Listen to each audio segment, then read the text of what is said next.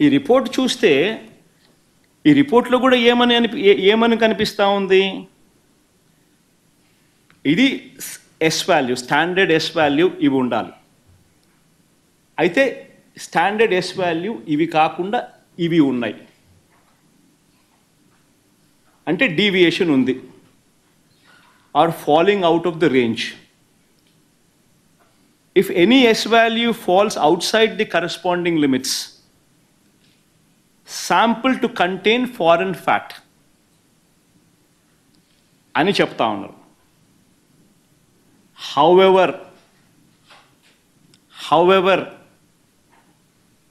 under the circumstances listed before, a false positive result can be obtained అని కూడా చెప్తా ఉన్నారు. What are those kind of circumstances అని చూస్తే, if the sample is obtained from bovine milk other than cow's milk, if the sample is obtained from cows which received an exceptionally high feeding of pure vegetable oils such as repressed oil, cotton or palm oil, etc. Exception చెప్తా ఉన్నాను. Or if sample is obtained from cows suffering from serious underfeeding, or if the sample is obtained from cheeses, or if the sample is extracted by using the Gerber, Weibull, Berntrop or Schmidt, Bonsky, Rascal methods. అంటే ఇవి exceptions కూడా ఉంటాయి అని కూడా చెప్తా ఉన్నారు. నేను చెప్పేది ఒకటే చెప్తా ఉన్నా, ఏదైనా కానీ ఒక రోబస్ట్ ప్రక్రియ టీటీడీలో ఉంది అని చెప్పడానికి సంతోషపడాలి, గర్వపడాలి. టీటీడీ అన్న దేవాలయం అన్నది, టీటీడీలో తయారయ్యే లడ్డు అన్నది, స్వామివారికి దగ్గర తయారయ్యే ఈ కార్యక్రమం అనేది ప్రసిద్ధి కాంచిన గొప్ప పరిణామం అని చెప్పాలి. టీటీడీలో ప్రాక్టీస్ చేస్తూ ఉన్న ప్రాక్టీసెస్ ఎంత గొప్పవి అని చెప్పి ఇంకా మనం పొగుడుకోవాలి. కానీ మనమేం చేస్తూ ఉన్నాము? ఒక రోబస్ట్ ప్రక్రియ ఉంటే ప్రతి వెహికల్ను సప్లై చేసే ప్రతి వెహికల్ వాళ్ళ సర్టిఫికేట్ తీసుకొని రావడమే కాకుండా, టీటీడీ ఆ ప్రతి వెహికల్లో నుంచి 3 శాంపుల్స్ తీసి ఆ శాంపుల్స్ పాస్ అవుతేనే నీకు లోపలికి పోయేదానికి పర్మిషన్ ఇస్తూ టీటీడీలో లడ్లు తయారు చేయడానికి ఉపయోగపెట్టే పరిస్థితి ఉంది అని చెప్పి తెలిసినప్పుడు, ఇంత గొప్ప ప్రాక్టీస్ ఉన్నప్పుడు, ఇంత గొప్ప పరిస్థితి ఉన్నప్పుడు క్రెడిట్ తీసుకోవాల్సింది పోయి మనం ఏం చేస్తూ ఉన్నాము? అబద్ధానికి రెక్కలు కడతా ఉన్నాం. రెక్కలు కడుతూ ఇవన్నీ శాంపుల్స్ ఇవన్నీ టెస్టుల్లో ఫెయిల్ అయినా కూడా వాడేసినారు, లడ్ల కింద తయారీ చేసేసినారు, ప్రజలకై భక్తులకై పంచిపెట్టినారు, భక్తులు అలాంటి లడ్లు తిన్నారు అనే ఒక ముఖ్యమంత్రి స్థానంలో ఉన్న వ్యక్తి టీటీడీ వెంకటేశ్వర స్వామి గుడిని అపవిత్రత పాలు చేస్తూ అక్కడ తయారు చేసే ప్రక్రియను అభాస్పాలు చేస్తూ మన గుడిని, మన వెంకటేశ్వర స్వామిని మనం తగ్గించుకుంటున్నాం.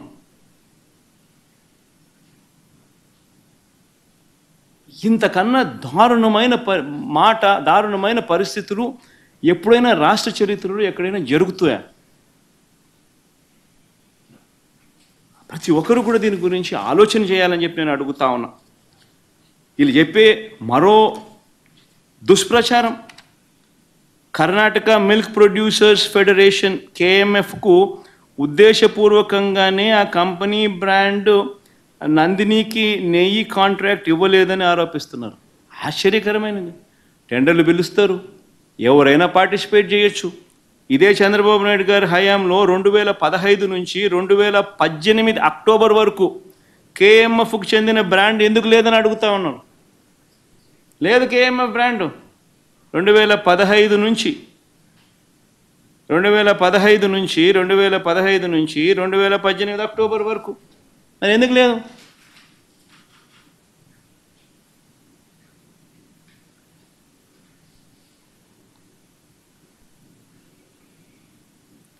ఇంకొకటి ఆశ్చర్యకరమైన విషయం, national dairy development board report July 23 అంటే 2 months బిఫోర్ రిపోర్ట్ వస్తే ఏ అధికారి వివరణ ఇవ్వకుండానే 2 నెలల తర్వాత టీడీపీ ఆఫీస్లో, తెలుగుదేశం పార్టీ ఆఫీస్లో ఆ రిపోర్ట్ రిలీజ్ చేస్తారండి.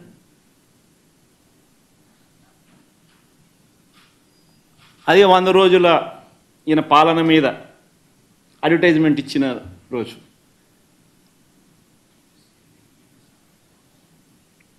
అసలు తిరుపతి తిరుమల దేవస్థానంలో నిజంగా మనం వచ్చిన తర్వాత, వైఎస్ఆర్సీపీ ప్రభుత్వం వచ్చిన తర్వాత ఎన్ని విప్లవాత్మక మార్పులు ఇంకా తీసుకొచ్చాం.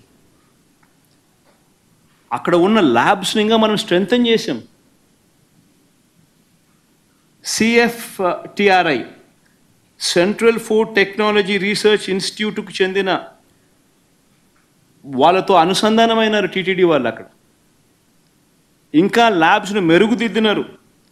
అక్కడ నుంచి సీనియర్ ఉద్యోగుల్ని కూడా రిక్రూట్ కూడా పెట్టుకున్నారు. ఇంకా అక్కడ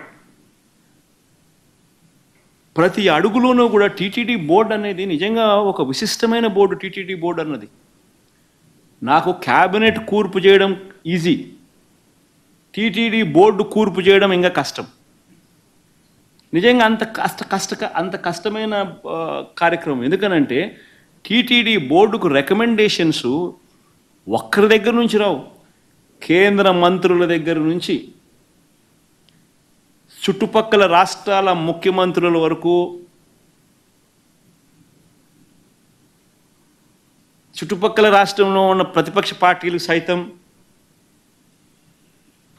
టీటీడీ బోర్డు మెంబర్షిప్ కోసం అడుగుతారు, ఫోన్ చేస్తారు, రిక్వెస్ట్ చేస్తారు. అంత కష్టమైన కార్యక్రమం అది. అంటే వాళ్ళ రాష్ట్రాలలో విశిష్టమైన మనుషులు, అంటే కేంద్రం దృష్టిలో కూడా విశిష్టమైన మనుషులు, ఇంపార్టెంట్ పీపుల్, ప్రసిద్ధి కాంచిన మనుషులు, ఇటువంటి వాళ్ళందరూ బోర్డులో సభ్యులు అవుతారు. ఆ బోర్డు కూర్పు చూస్తే అటువంటి విశిష్టమైన వాళ్ళందరూ బోర్డులో సభ్యులు. వాళ్ళందరూ రాటిఫై చేస్తారు దీన్ని.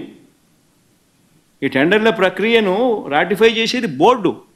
Government of Andhra Pradesh does not get involved in TTD matters. It's autonomous body. The board takes decisions. ఇటువంటి ప్రసిద్ధిగాంచిన మనుషులు ఉన్న board, they ratify these decisions. It's a beautiful practice. TTD అనేది ఒక బ్యూటిఫుల్ ప్రాక్టీస్. ఒక గొప్ప వ్యవస్థ, ఒక గొప్ప ప్రాక్టీస్ అందులో ఉంది. బియాండ్ ఎనీ డౌట్స్, బియాండ్ ట్రాన్స్పరెన్సీకి పెద్దపీట వేస్తూ కేవలం దేవునికి మంచి చేయడం ఎలా అన్న ఒకే ఒక్క మైండ్ సెట్తో పనిచేసే మనుషులు అక్కడ బోర్డు మెంబర్స్గా ఉంటారు. అటువంటి వాళ్ళు చేస్తారు. ఈవెన్ టీటీడీ బోర్డు మెంబర్ గురించి వైవి సుబ్బారెడ్డి గురించి కూడా మాట్లాడాల్సి వస్తే 45 సార్లు ఆయన అయ్యప్ప మాలకు పోయినాడు తెలుసా. 45 సార్లు పైన ఆయన అయ్యప్ప మాల వేసుకున్నాడు ప్రతి సంవత్సరం. అంతకన్నా గొప్ప వ్యక్తి ఎవడన్నా టీటీడీ బోర్డు మెంబర్ కాగలుగుతాడో చెప్పండి? అంతకన్నా భక్తుడు ఎవడన్నా ఉంటాడో చెప్పండి? 45 సార్లు టీటీడీ మా అయ్యప్ప మాల వేసుకొని, అది స్వాముల్లో కూడా ఏంది సూపర్ స్వామి, గురుస్వామి స్టేజ్.